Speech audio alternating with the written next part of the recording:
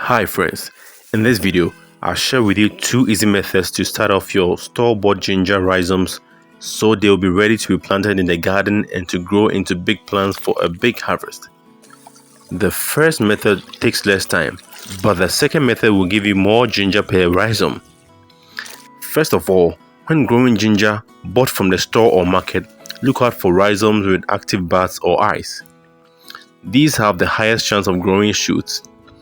In both methods, you can leave the ginger rhizome on the counter for a couple of days, but that's not absolutely necessary.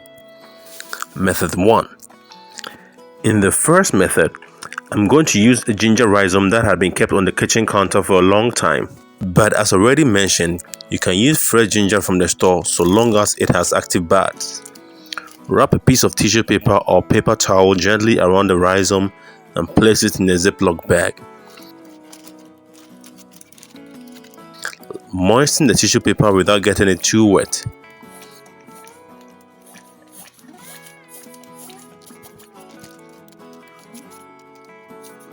Seal the Ziploc bag, leaving a small space in the corner to allow for exchange of gases.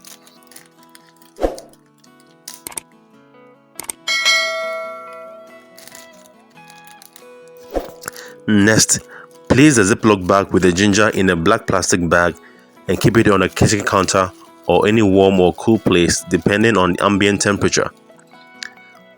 After about 10 days, you can check on the ginger.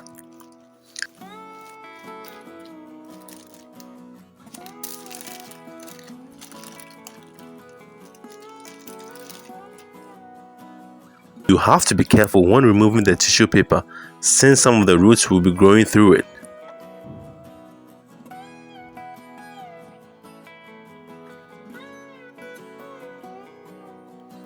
Once you see a lot of root and shoot growth, you can go ahead and plant it in a container or directly in the ground as shown. Notice that because the full ginger rhizome was used, there's a lot of root growth. Keep this in mind when checking out the outcome of the second method.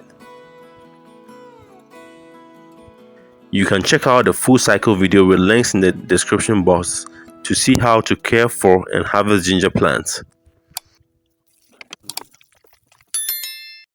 Method 2. I will demonstrate the second method using fresh ginger from the store. This method allows you to get some ginger for your meals as well as for your garden. Depending on the space available in your garden, select a few rhizomes that have active buds.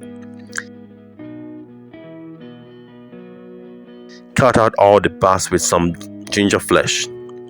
Make sure you cut enough flesh with the buds since the food reserve stored in the flesh is what is going to drive the initial growth before the plant becomes established.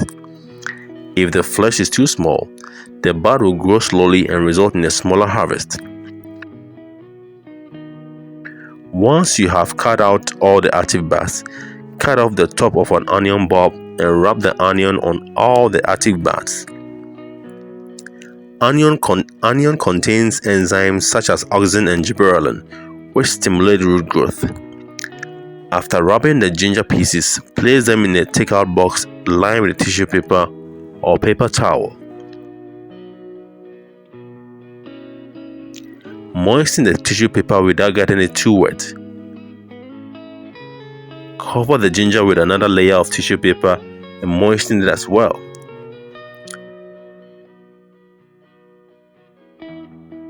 Cover with the lid of the takeout box and keep this on the kitchen counter or in a warm or cool place depending on ambient temperature.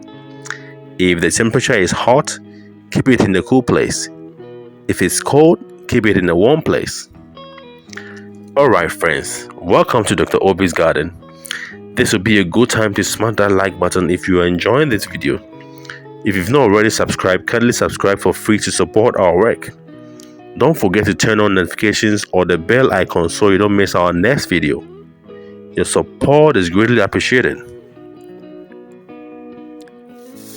After about 10 days, remove the bag and check on the ginger pieces.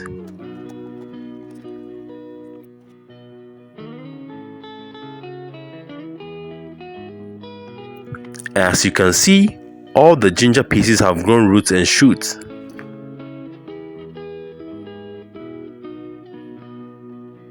Notice that the biggest ginger piece had more roots and shoot growth compared to the others.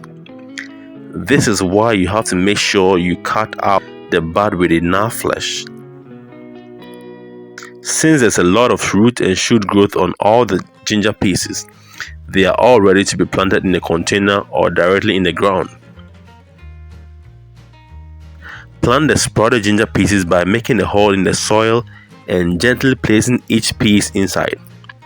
Ensure that the roots, rhizomes, and at least part of the shoot are completely covered with soil.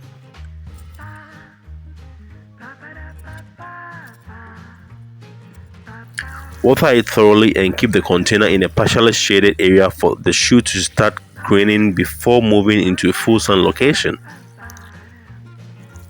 If you have used any of these methods or use a different method for growing ginger, let's hear from you in the comment section. Leave your pressing questions and I'll get back as soon as possible. That's all for now. Thanks for watching. If you found this video useful, like and share it so more people will benefit from it. Check out our other videos or see you in our next